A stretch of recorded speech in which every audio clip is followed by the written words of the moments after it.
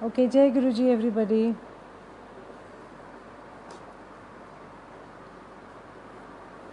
Can you hear me?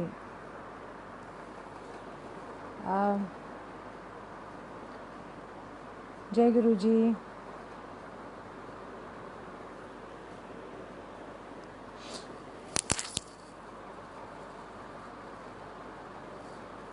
Should I start my satsang? If you're here, आप सब हैं यहाँ पर, तो मैं start करूँ.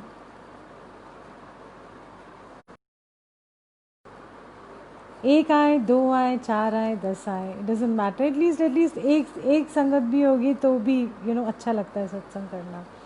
क्योंकि अगर मैं कुछ बात कह रही हूँ तो सुनने वाला भी तो कोई होना चाहिए ना. नहीं तो मैं ऐसे भी बात कर लेती हूँ गुरु जी से, ऐसे भी कर लेती हूँ.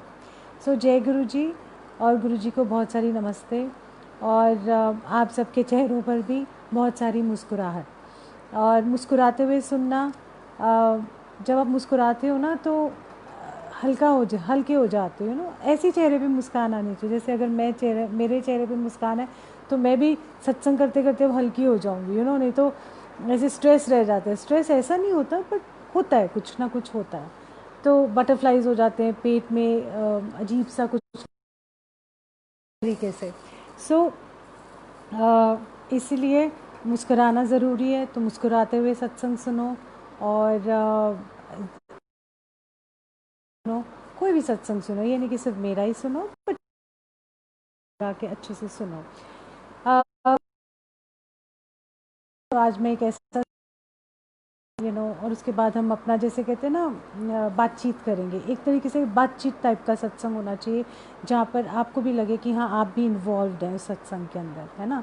और अगर आपको कोई क्वेश्चन भी पूछना है just put it on inbox and मैं कोशिश करूँगी अगर मुझे दिख गया तो मैं आंसर कर दूँ.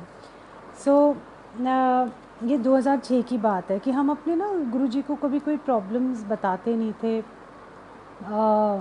और कभी ये नहीं कहा कि हमारे साथ कभी कुछ हुआ ऐसे या नहीं हुआ. तो एक second, I don't know who is this but anyway. So ऐसा नहीं है कि हमारा यू नो कभी गुरुजी से ऐसा कुछ पूछना या जानना हुआ. वो जानी जान थे तब भी थे और आज भी ऐसे ही हैं. 2006 में आई थिंक शिवरात्रि थी. अराउंड आई थिंक 11 जुलाई की, मुझे याद नहीं बट हाँ उसी टाइम की. नहीं सॉरी, गुरु जी का बर्थडे था 7 जुलाई का. और हम सब गए थे. और 11 जुलाई की आई थिंक या 9 जुलाई की वो थी गुरु पूर्णिमा. तो वो सब तो हो गया. आई मीन 11 जुलाई की थी. तो मुझे गुरुजी ने उस दिन जल्दी भेज दिया. उस दिन मैं नाची भी नहीं गुरु पूर्णिमा वाले दिन. उस दिन मुझे गुरुजी ने जल्दी छुट्टी दी और मुझे इतना बुरा लगा उस टाइम पे. मैंने कहा ये तो मैं हर फंक्शन पे नाचती थी, हर फंक्शन पे मुझे लगता था कि नाचने से ही मेरा मुझे पूर्ति मिलती थी. आई कंप्लीटनेस लगती थी. तो मैं ना ऐसी आ गई उदास सी. अब 13 अप्रैल को क्या हुआ, 13 जुलाई को क्या हुआ कि मेरे हस्बैंड ने सुबह सुबह कंप्लेन की 4 बजे कि मैं ना मुझे ना दर्द हो रही है. तो मैंने कहा कहाँ दर्द हो रही है. कहते हैं मेरी ना पूरी लेफ़्ट आर्म में दर्द हो रही है. और पीले पड़ गए थे. तो जब वो पीले पड़े तो मैंने उनको बोला कि पता नहीं अब क्या हो रहा है. कहते मुझे ना बड़ी घबराहट भी हो रही है, मैं पीला पड़ रहा हूँ और मुझे समझ नहीं आ रही मैं क्या करूँ. तो मैंने बोला कि अब क्या करें. एनीवे मैं फटाफट एक मल्होत्रा हार्ट इंस्टीट्यूट था वहाँ उनको ले गई. और कहते बड़ी दर्द हो रही है. मुझे नहीं पता था कि उनको हार्ट अटैक हो रहा है. तो मैं उनको ले गई फटाफट मल्होत्रा हार्ट इंस्टीट्यूट. और जब वहाँ तो डॉक्टर ने जैसे उनको स्ट्रेचर पे लिटाया, he had a massive heart attack. और कहते अगर आई मीन ऑलरेडी हो रहा था और वो चल के गए थे, व्हील चेयर पर भी नहीं गए, कुछ नहीं, कोई एम्बुलेंस नहीं, गाड़ी में हम लेके गए उनको. और तब यू नो जब डॉक्टर के पास मैं पहुंची, अकेली थी और एक और हमारे साथ थे, हमारे नॉन. तो जब मैं वहाँ पहुंची तो उन्होंने बोला कि अगर आप आधा घंटा इनको लेट लेके आते ना तो इनको हाफ साइड में इनका पैरालिसिस हो जाता. तो मैंने कहा अच्छा. अब मन में सोचा ये तो सब गुरुजी की मेहर. याद तो कर रही थी मैं. और हिम्मत भी दे रहे थे। आप मानोगे नहीं, फिर उन्होंने एंजियो की और बोला कि इनकी जो 100 एक ना विडो आर्टरी है हार्ट की, ये 100% ब्लॉक्ड है। तो अब बताओ क्या करना है, डिसीजन दो हमको, एंजियोग्राफी करें, मतलब एंजियोप्लास्टी कर दें, स्टेंट डाल दें। मैंने कहा पता नहीं मुझे, आप कहते हैं हम ना अभी वेट करेंगे और वेट करने के बाद हम बताएंगे, अभी हम करते हैं।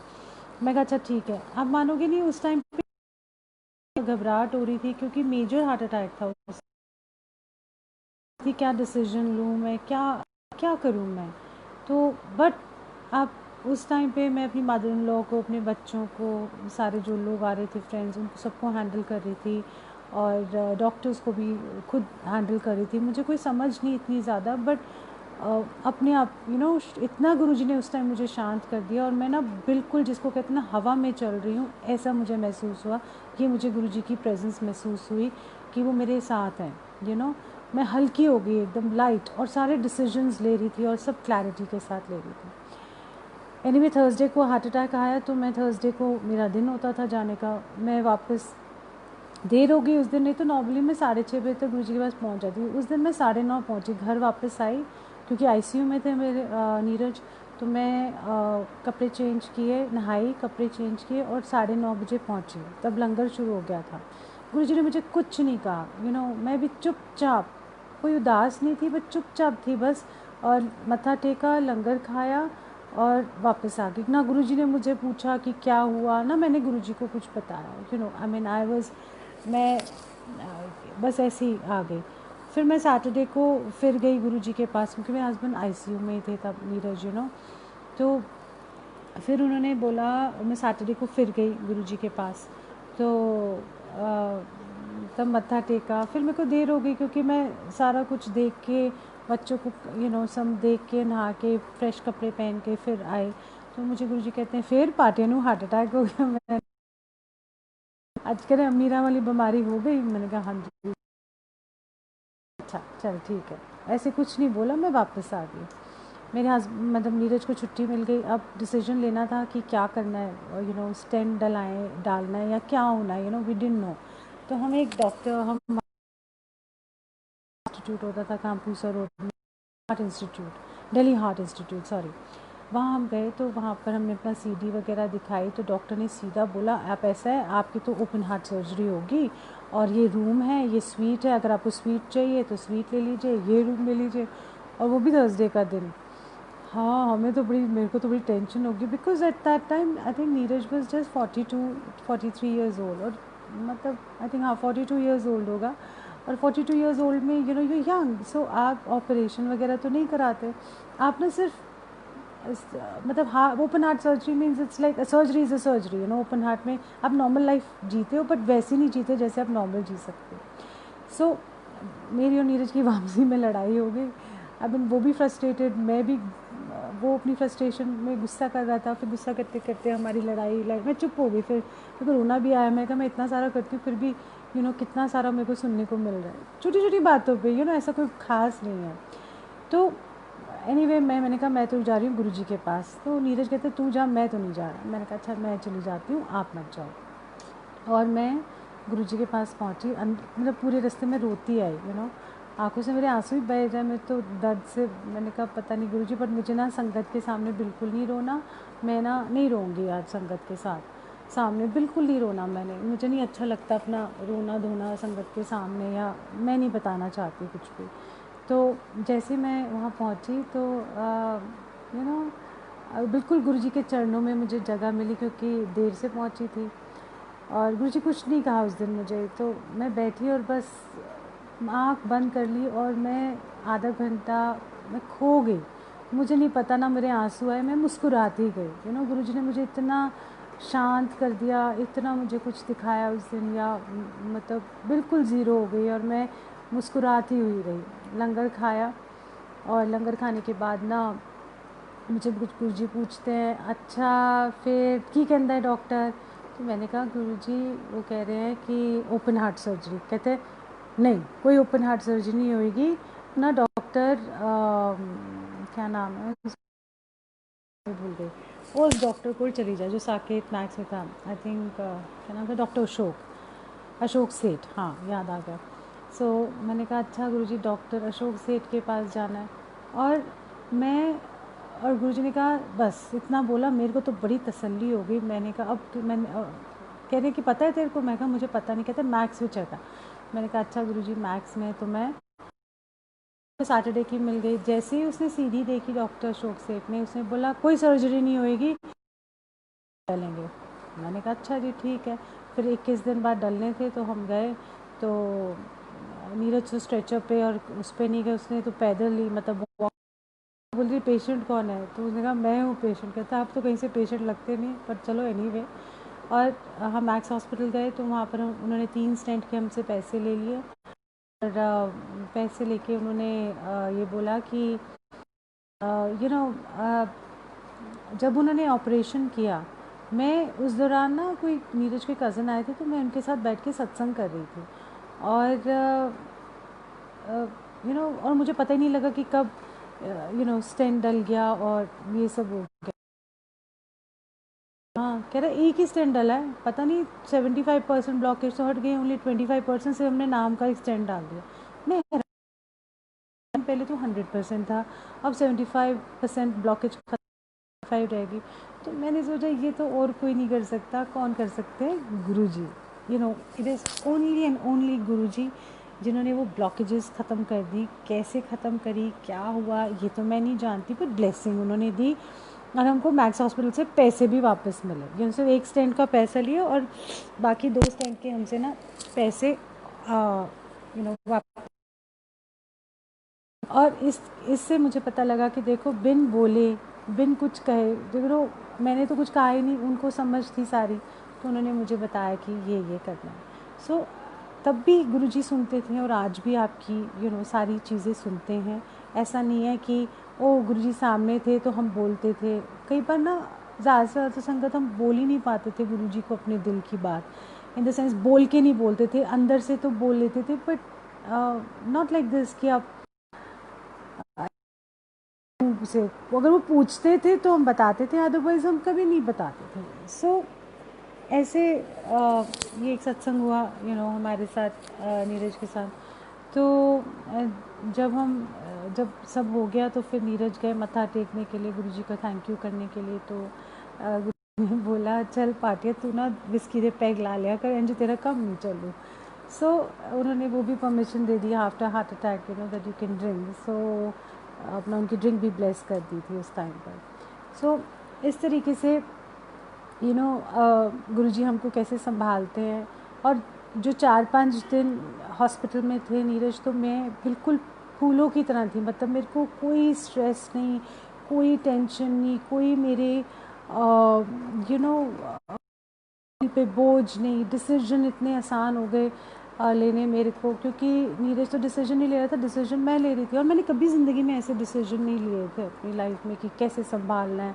बट कितनी सुंदरता से उन्होंने मुझे इस सिचुएशन से निकाला, इतने प्यार से, इतना इतना हौसला देते हुए, अंदर से हौसला देके कि मैं निकलती गई उस चीज़ से एंड फिर सब नॉर्मल हो गया, सब कुछ जैसे भी था।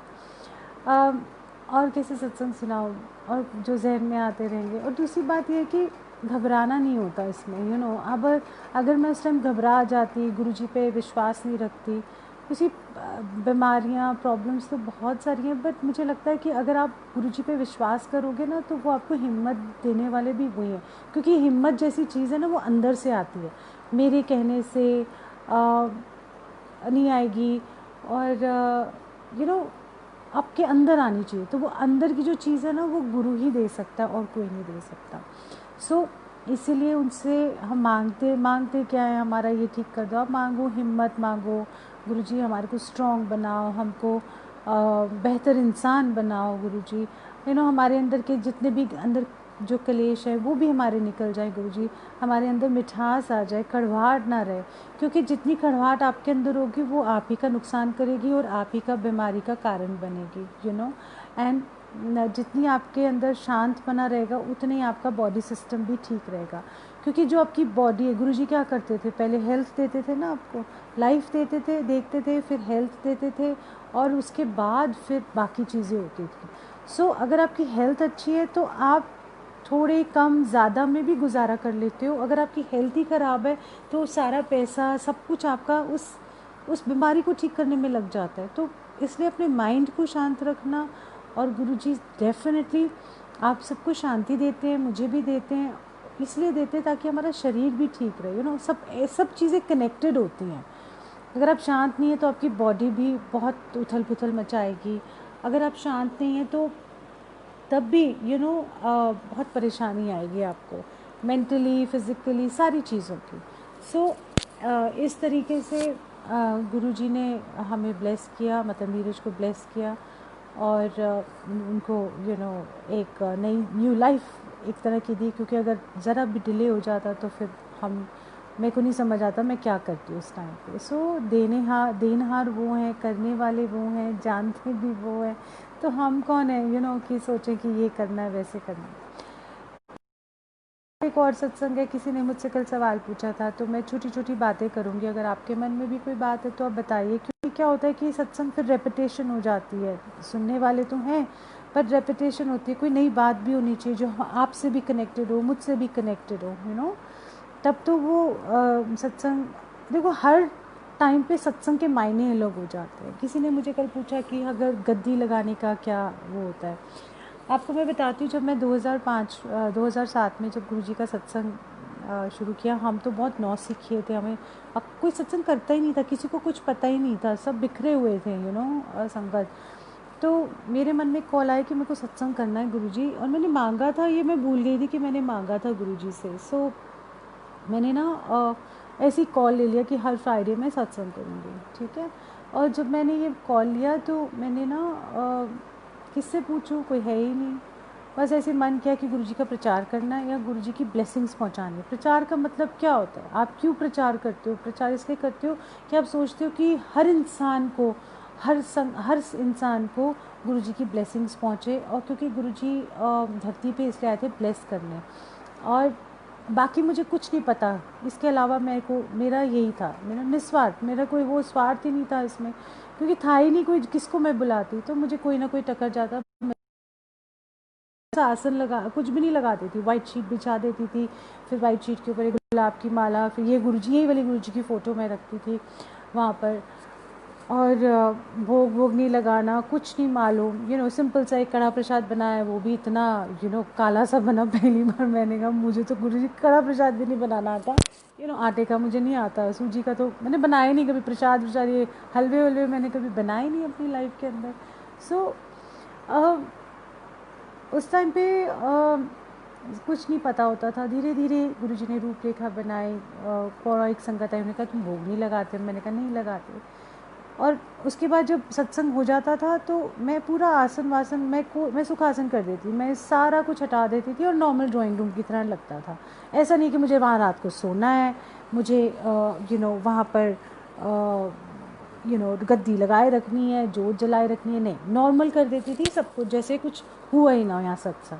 तो ऐसा नहीं है कि आपको गद्दी लगानी है, आपको ये करना है। जो ड्राइंग रूम की मेरी चेयर होती थी जिस पे सारे लोग बैठे थे, उस पे एक कपड़ा सा बिछा दिया, गुरुजी की फ़ोटो 2 सीटर सोफे पे रख दी, उसके बाद सब साफ़ किया, गुरुजी दी वॉल के ऊपर, और हो गया। तो क्या गुरुजी ने एक्सेप्ट नहीं किया? किया।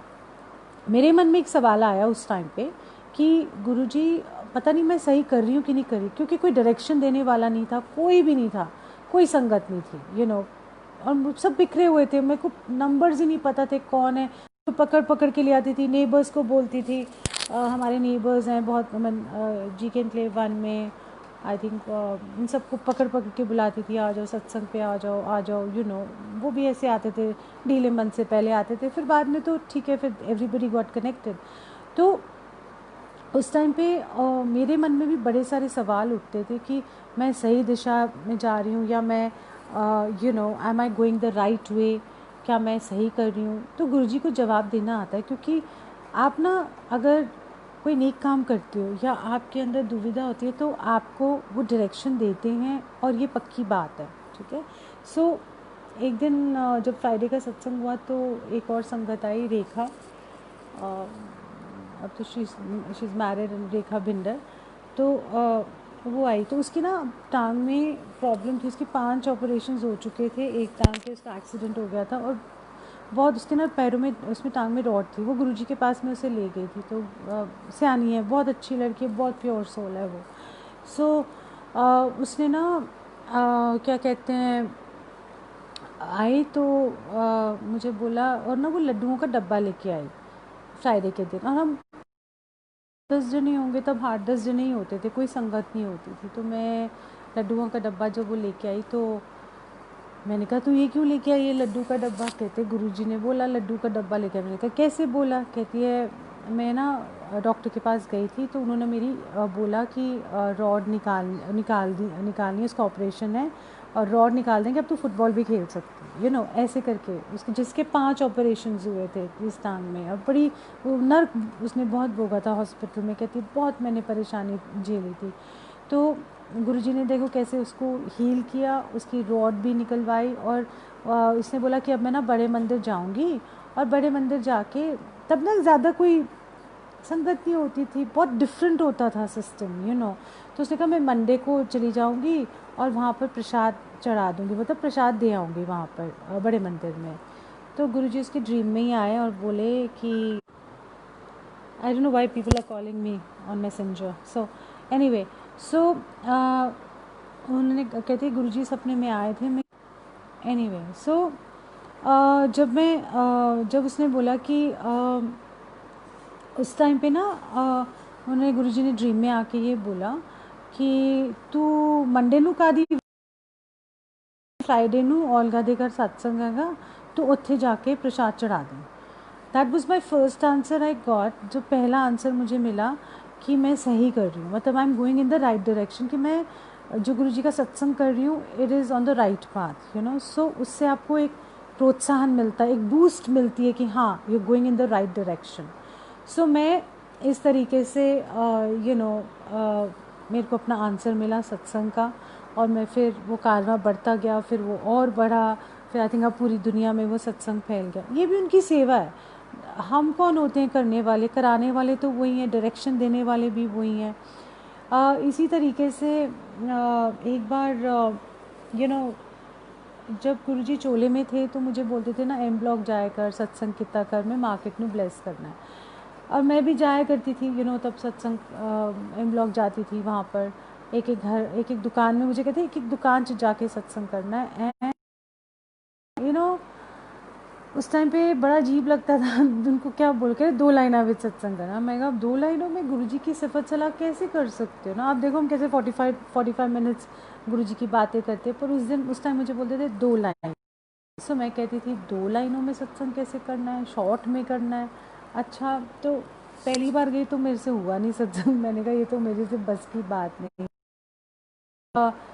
शिवरात्रि का आई थिंक कोई पैम्फलेट थे सारे एम ब्लॉक मार्केट में, तो उसी बहाने से मैं हर दुकान में जाके यू नो इनविटेशन दिया। और मैंने क्या बोला, मैंने कहा जैसे मैंने कहा धरती पे ना रब आए हैं, और बिकॉज उस टाइम पे मुझे लगता था सारों लोगों को ना खींच खींच के यू नो लेके जाऊँ, सबको पकड़ पकड़ के लेके जाऊँ और बोलूँ देखो कौन आया है कौन आया है, मतलब घसीट घसीट के मेरा इतना वो होता था कि मैं चाहती थी कि सब लोग आके उनके दर्शन करें, देखें। पता नहीं ये टाइम आएगा नहीं आएगा, पता नहीं मुझे। तो उस टाइम पे जब उन्होंने ये बात बोली तो मैं ना एक एक दुकान पे जब मैं देने गई इनविटेशन तो मैंने उनको बोला कि यू नो आप ऐसा है कि धरती पे रब आए हैं, जैसे मैं ब्लेस हुई हूँ मैं चाहती हूँ आप सबको वो ब्लेसिंग्स मिले। बस ये 2 लाइनें बोलती थी और आती रहती थी। एनीवे अब तो संगत काफ़ी जुड़ गई है और काफ़ी कुछ हो गया है जो सेवा करानी है। एनीवे गुरुजी ने जाने से पहले मुझे जब चोला छोड़ने से पहले मुझे 2-3 इंस्ट्रक्शंस दी। उन्होंने मुझे कुछ बातें बताई, कहा तू सत्संग कितना कर। तो मैं भूल भाल गई थी, यू नो, मैं बहुत सारी चीज़ें मैं भूल भाल भी गई। सत्संग कितना कर, ये वो तो मैं सोची नॉर्मल सत्संग, ऐसे नहीं ये वाले बड़े बड़े सत्संग, ये नहीं मैं जानती थी। तो मैंने कहा हाँ जी गुरुजी। कहते मैं तू ना एम ब्लॉक जाया कर, सत्संग उत्थे भी कितना कर, मैं ना एम ब्लॉक मार्केट ब्लेस करनी है। मैंने कहा हाँ जी गुरुजी, आई एम सो एक्साइटेड। अब थोड़ा पता था गुरुजी ने चोला छोड़ देना है। चोला छोड़ने के बाद फिर मैं गुरुजी के साथ जब एनीवे फिर भी मैं एम ब्लॉक जाती रही।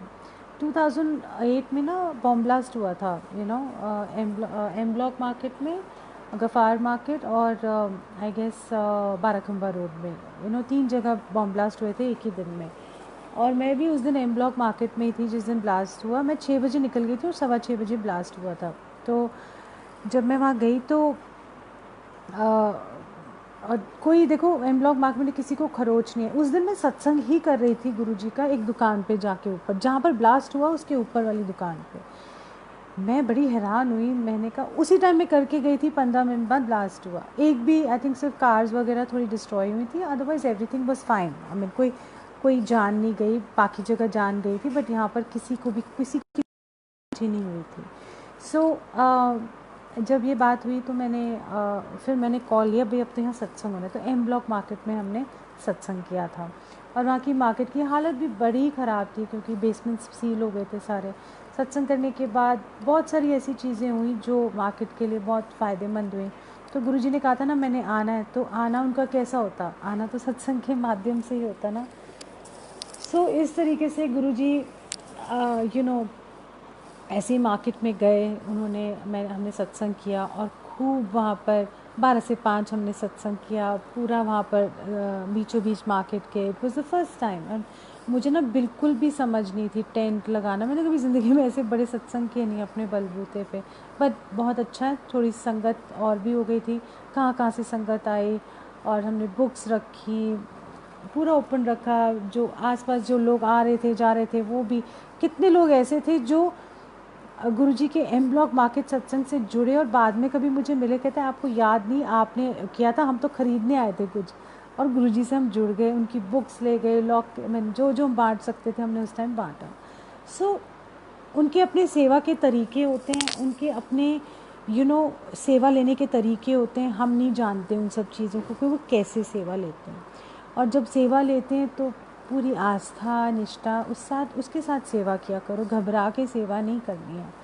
और एक बड़ी अच्छी सी बात मैंने जो अपने लाइफ में सीखी भी है और उस पर अमल भी हम करते हैं कि जो गुरुजी है ना वो हमारे अंग संग रहते हैं। वो उनको एक कमरे के दायरे में भी हम नहीं फिक्स कर सकते, हम उनका आसन तो लगा सकते हैं, हम उनके लंगर भोग भी अपनी तसल्ली के लिए सब करते हैं, उनको इन सब चीज़ों की ज़रूरत ही नहीं होती। क्योंकि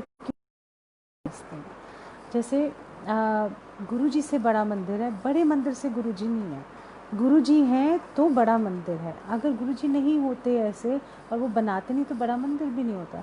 तो जब गुरुजी से कनेक्ट हो रहे हो तो बड़े मंदिर से अपने आप आपका कनेक्शन बनेगा। अगर आप सोचो सिर्फ बड़े मंदिर से हम कनेक्शन बनाएंगे तो गुरुजी से बनेगा, ये उल्टा नहीं करना। गुरुजी से बड़े मंदिर है, गुरुजी की ब्लेसिंग्स, गुरुजी की पावर है उसके अंदर, तो बड़ा मंदिर के अंदर इतनी सारी पावर है तो और सारी संगत ब्लेस होती है। आप कोई भी चले जाओ एवरीबडी विल बी ब्लेस्ड, कोई नहीं, हमें किसी से कोई लेना देना नहीं है, हमारा सिर्फ कनेक्शन गुरु से है। अगर आप बड़े मंदिर भी जाते हो, आपने ये नहीं देखना कि आपको वीआईपी ट्रीटमेंट मिल रहा है, आपको कार अंदर कार लेके जाने को मिल रही है, आपको बड़े लोग बोलते हैं भोग लगाओ ये करो, नहीं, आपका सीधा कनेक्शन जो गुरुजी गद्दी पे बैठे हैं ना उनके साथ होना चाहिए। किसी और के साथ कनेक्शन नहीं है हमारा, किसी और के साथ हमारा कोई लेना देना नहीं है, हमारा लेना देना गुरुजी के साथ है। क्योंकि कौन ब्लेस कर रहे हैं हमको, गुरुजी ब्लेस कर रहे हैं, और ब्लेसिंग्स किसी से नहीं मिलेंगी, से भी नहीं आपको ब्लेसिंग्स मिलेंगी, जब मिलनी होगी वो अपने आप मिलेंगी। जैसे हमने कभी मांगी नहीं चीज़ गुरुजी से, पर हमें कई बार कई चीज़ें गुरुजी अपने आप दे, जैसे गुरुजी की फ़ोटोग्राफ्स मेरे पास आ जाती थी, या मेरे को तो शौक़ था बांटने का, मेरे पास तो कभी टिकते ही नहीं थे गुरुजी एक फ़ोटोग्राफ, छोटी छोटी फ़ोटोग्राफ्स तो कभी भी नहीं, मेरे को लगता था इसको भी बांटो। और जब देते हैं ना फ़ोटोग्राफ किसी को तो हमेशा बोलते हैं इनको अदब से रखा जाना चाहिए। क्यों अदब से रखा जाना चाहिए? क्योंकि ये परमात्मा है, ये परमात्मा की फ़ोटो है किसी ने देखा नहीं, बट गुरुजी के रूप में परमात्मा है हमारे लिए, हम उनको गुरुजी कहते हैं, बट वो उससे भी बियॉन्ड है, वो इन पूरी सृष्टि से भी बियॉन्ड है तो उनको उतने अदब से आपको रखना चाहिए और खूब सारा उनको प्यार करना चाहिए और आगे आने वाले टाइम में कभी कभी आप कोई ऐसी न्यूज़ भी सुन लोगे जिससे कि आपका मन भी ख़राब हो सकता है कई बार ऐसी चीज़ें होती हैं लाइफ के अंदर, आपकी अपनी पर्सनल चीज़ों से आप परेशान होते हो, या संगत की कोई ऐसी खबर आती है, या अपनी आपकी कोई पर्सनल ऐसी खबर आती है जिसकी वजह से आप डावाडोल हो सकते हो, आ सकता है आपके अंदर एक आपके, बट आपने घबराना नहीं है उस चीज़ से। क्यों? क्योंकि गुरु जो है ना वो बैठ के सब देखता है। वो गुरु जो है वो बैठ के आपको नहीं चिंता करनी, आपसे रिलेटेड कुछ भी नहीं होगा। तो आपका कनेक्शन गुरु जी के साथ और स्ट्रॉन्ग होना चाहिए, और बोलना चाहिए कि गुरु जी सबका भला करो, सबका सबके रक्षक आप हैं, सबकी सबका भला करने वाले आप हैं, आप ही सबका कल्याण करते हैं। तो आगे आने वाले टाइम में जो भी होगा टाइम, उसमें आपने हिम्मत नहीं हारनी, गुरु पे आस्था विश्वास नहीं खोना किसी भी बात से, क्योंकि आप जानते हो कि गुरु जी ने आपको क्या दिया। किसी और ने नहीं दिया आपको। किसने दिया? गुरु जी ने दिया। और आप जाते जाते आपने कितना कुछ लिया है, आपको, मुझे लगता है कभी कभी आपको पता भी नहीं होता कि आपने क्या क्या गुरु जी से लिया हुआ है। गुरु जी ने आपको दिया भी कितना सारा कुछ है। शांति दी है, विश्वास दी है, औरतों को स्ट्रॉन्ग बनाया है सिचुएशंस हैंडल करने के लिए। तो आप सिचुएशंस भी ऐसे ही हैंडल करनी है, तो गुरुजी आपको क्या क्या दे रहे हैं, आपको हिम्मत दे रहे हैं, आपको सिचुएशंस हैंडल करने की तमीज़ सिखा रहे हैं, और हमारे बिहेवियर में कितने चेंजेस आए हैं, ये भी तो आप देखो ना, कितनी सारी चीज़ें हैं। आप ये मत सोचो कि गाड़ियाँ नहीं दी मुझे ये नहीं दिया, इतना नहीं दिया। मैं कहती हूँ कि सबसे बड़ा धन जो इंसान के पास होता है ना, वो सुकून का धन होता है। अगर आपके मन में क्या कहते हैं, एक संतोष सा भी है, एक संतोष होना चाहिए, कंटेंटमेंट जिसको हम कहते हैं, और एक अंदर से सुकून जो हम कहते हैं कि पीस ऑफ माइंड, ये दो चीज़ें होंगी ना, तो परमात्मा के साथ अच्छे से जुड़ा भी जाएगा, और बड़े प्यार से आप जुड़ सकते हो उनसे। सो अगर और कोई सवाल हो सकते तो, अगर if you want to ask anything you can. ऐसा और कोई वहम नहीं करना प्लीज़, बिल्कुल वहम की तो कोई जगह ही नहीं है गुरु जी के पास। नो वहम, कोई वहम नहीं है कि ओहो अब गुरु जी का आसन लगाया है, हम नॉनवेज नहीं खा सकते। अब गुरु जी का आसन जब आपने सुखासन कर लिया सकते हैं। आपकी जो जो आप अपनी सिचुएशंस में होते हो आप कर सकते हो। आपको क्या वहम करना है। मुझे याद है कि एक बार मैं एक शादी पे गई थी, और ना मेरा डे नहीं था उस दिन, तो मैं बड़ी तैयार श्यार होके कांजीवरम साड़ी पहन के, अपना टिपिकल सेट वेट पहन के बड़े अच्छे से तैयार होके गई थी, एंड जेल्ड हेयर एंड जूड़ा वूड़ा बना के और गजरा वगैरह लगा के शादी पे गई थी। और एम्पायर स्टेट के बिल्कुल सामने एक बैंक्वेट, आई थिंक कॉस्मोस था, आई डोंट रिमेंबर, ऐसे कोई बैंक्वेट हॉल था। तो मैं ना सज सवर के वहाँ गई। सो मैंने अपना नॉनवेज खाया, और नॉनवेज मैंने पहले मैं नॉनवेज खाती थी। सो उन्होंने ऑफ़र किया तो मैंने नॉनवेज वगैरह खाया। आई मीन मटन सीख कबाब खाया, I think I remember that very much.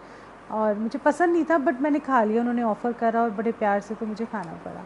सो मेरे को था कि सामने गुरुजी हैं, और मेरे लालच, मेरे को जाना है गुरुजी के पास, बिकॉज रोड क्रॉस करते ही गुरुजी का एम्पायर स्टेट। तो मैंने कहा अब मुझे तो जाना ही जाना है। अब जैसे भी हूँ, बड़ी शर्म भी आ रही थी क्योंकि मैं बड़ी तैयार होके गई थी। अब इतना ओवर तैयार नहीं होके जाते ना कहीं हम गुरु के पास, अच्छे से तो जाते, बट इतना सारा तैयार होके तो नहीं जाते। तो मैं जब और कसक इतनी कशिश इतनी खिंचाव था कि आई जस्ट मैंने कहा जो भाड़ में जाए, जो देखे जाए। तो ओके। सो तो क्या हुआ कि हमने ना मैं गई, जैसे एंट्री की तो सारे लोग मुझे देख रहे, क्योंकि मैं इतनी सच सवर के गई थी। मुझे भी बड़ी शर्म आई, मैं तो आँख नीचे करके गई, गुरुजी के पास मत्था टेका। फिर मुझे गुरुजी कुछ पूछा नहीं, क्योंकि उनको पता था कि मैं सामने शादी पे आई हूँ, ड्रेस एंड बड़ी अच्छे से मेरे को मुस्कुराए कि चल लंगर खा लें। And I was so happy. और मैं कितनी देर उनके पास बैठी रही, और वो इतने प्यार भरी नज़रों से मुझे देखें और मुस्कुराएं। इट वाज लाइक, जब आप ऐसी उनके खिंचाव में, उनके प्यार में जब उनसे मिलने जाते थे ना, तो वो भी तो प्यार करते हैं ना हमको, उतना ही वैसा ही जैसा हम उनसे सोचते हैं करते हैं, वो इतना वो प्यार बरसाते थे उस टाइम पे। और मैं आज भी गदगद हो जाती हूँ मैं, और वो मुझे देखे मैं उनको देखूँ, बस ये जो हमारा गुरुजी के साथ जो इस टाइम पे कनेक्शन था, ये ऐसा था। सो आज भी आप अगर मतलब बात खिंचाव की हो जाती है। और किसी ने मुझे ऐसे बहुत सारे सवाल ऐसे भी पूछते हैं जो, जैसे अमृत वेले का मैंने बताया कि ऐसा कोई गुरुजी ने हमारे सहसम्मति आई थिंक सारी संगत जो गुरुजी से मिली हुई है कि ये हमारी सिस्टम में नहीं है। अमृत वेला उठना अच्छा है, पर आपको अकेले उठ के अपना पाठ करना है। ये सिस्टम नहीं है हमारा, ये ना हमारा सिस्टम है। गुरुजी ने क्या कहा हमें कि जब तुम जागो, जब तुम्हारे पास टाइम हो, 24 घंटे परमात्मा के होते हैं, जब तुम्हारे पास जो टाइम हो उस टाइम पे तुम परमात्मा को याद कर लो। गृहस्थ जीवन वाले खासकर आपको अगर अमृत वेला करना है और क्या कहते हैं उसको, तो आप अपना अकेले उठो और पाठ करो, रोज़ करो। ये नहीं कि हफ्ते में एक दिन आप अमृत वेले का सत्संग करते हो, आपके अंदर इतना जज्बा है अमृत वेले का, तो एवरीडे अमृत वेला उठो, अपना पाठ खुद करो और अपना कनेक्शन खुद बनाओ, एंड फिर उसके लिए आपको अपना सारा रूटीन और आपको अपना पूरा बदलाव लाना पड़ेगा कि रात को 10 बजे भी आपने सोना है, ताकि आपको सुबह 3 बजे आराम से उठने को मिले। ये नहीं कि आप 12 बजे सो रहे हो फिर 3 बजे उठ रहे हो, सोए रहते हो। मतलब that is not the way it is, it has to be the entire day, so आपका अपना पाठ खुद का होना चाहिए। और ब्रह्म मुहूर्त या अमृत वेला जब उठते हो तो ये आपका खुद का होना चाहिए, ये नहीं कि सामूहिक होता है। नहीं, ऐसा तो हमने कभी सुना ही नहीं, ये तो सब लोगों ने भेड़ चाल में बनाया है। बट ऐसा सिस्टम हमारा गुरुजी का नहीं है। हमारे गुरुजी कहते थे सारे काम ख़त्म करो, सब कुछ अपना फ्री होके, सब अपनी ड्यूटीज़ करके, जैसे शाम को सत्संग रखते थे तो शाम को सारे अपने ऑफिस से आते थे, सारे इवन मदर्स या अपने सारे इन लॉज का सारा कुछ देख के फिर हम गुरुजी के पास आते थे, सबका ख्याल रखते। जैसे एक दिन गुरुजी के पास कोई लेडी आई 6:30 बजे आ जाना, उसको गुरुजी की बड़ी रहती थी, खिंचाव था उसको गुरुजी से, बड़ा ही अच्छा लगता था उसको आना, तो वो 6:30 बजे आ जाती थी। तो गुरुजी ने एक दिन उसको बोला कि तेरा आने का क्या फ़ायदा, तू इतनी जल्दी आती क्यों है? तेरी तो अपनी मदर इन लॉ के लिए, अपनी सास के लिए तो तू खाना बना के नहीं आती, उसको भूखा छोड़ के आती, यहाँ क्या करने आती है? पहले उसकी सेवा करके आ, उसको खाना बना के सबको खिला के फिर मेरे पास आओ। मैं तो यहीं हूँ, मैं तो कहीं नहीं जा रहा, मैं तो यहीं बैठा हूँ, तो उनकी सेवा करके आया करो मेरे पास। तो बात वही आ गई ना, आप अपना पूरी ड्यूटीज़ और सेवा पूरी करो और फिर आप ऐसे आओ। और इन सब बातों से एक बड़ी अच्छी सी बात होती है कि गुरुजी ने जो आपको सत्संग सुनवा रहे हैं आजकल, जितने भी सत्संग आप सुन रहे हो, जो भी संगत गुरुजी से मिली है, थोड़ा ध्यान दे के सुनो, अपनी मर्ज़ी ना करो बहुत ज़्यादा। अच्छा ये हम क्या जाने, हमें तो यही मालूम है, ऐसे नहीं है। अगर गुरुजी ने एक सिस्टम बनाया है तो उस सिस्टम के पीछे कोई कारण है। अगर शब्द कीर्तन का गुरुजी ने एक सिस्टम बनाया, उसके पीछे कारण है। उसके पीछे ये नहीं कि आप singers, I mean sorry to say, but once in a while आप बुला सकते हैं, पर अगर रेगुलर सत्संग करते हैं तो आपको ये भजन नहीं लगाने, आपने शब्द कीर्तन पे जोर देना है, क्योंकि शब्द कीर्तन के अंदर एनर्जी और पावर है। बाकी तो लोगों के बोल हैं, उनके अंदर इतनी भक्ति नहीं आई कि उनके बोलों के अंदर उतनी ताकत और वाइब्रेशन हो सकती है। तो ये जो आप शब्द कीर्तन लगाते हैं, इनके अंदर प्रॉपर वाइब्रेशन है और गुरुओं की है, क्योंकि धुर की बानी आई, मतलब उनकी बानी आ रही है। जैसे गुरु नानक देव जी कहते हैं बानी आई रबाब बजा, मर्दाने को कहते थे ना, तो इसी तरीके से उनकी बानी पर उनकी वाइब्रेशन अलग होती है। तो आप दो जगह कंपेयर करके देखोगे तो देयर इज़ अ डिफरेंस। आप पुरानी भजन मंडली वाले चीज़ें आप हम सत्संग में सिस्टम में नहीं ला सकते। सिस्टम गुरुजी का बहुत सिंपल है, शब्द गुरबानी चलाओ, उसके बाद अगर आपको शुक्राना करना है, आप एक आध कोई चीज़ बाद में लास्ट में लगा सकते हो, कोई प्रॉब्लम नहीं है। उसके बाद आप गाने लगा लो लंगर के टाइम पे, कोई प्रॉब्लम नहीं है। कवाली लगा लो, सूफियाना कलाम लगा लो, क्योंकि गुरुजी कहते हैं 2 घंटे की भक्ति बहुत होती है, इससे ज़्यादा गृहस्थ जीवन वालों को अलाउड ही नहीं है। अलाउड इन द सेंस नहीं है, सबका लेवल है। हम we can not leave everything, हम सारी ड्यूटीज़, और हम माएँ बनना नहीं छोड़ सकते, हम फादर बनना नहीं छोड़ सकते, हम बेटी बनना नहीं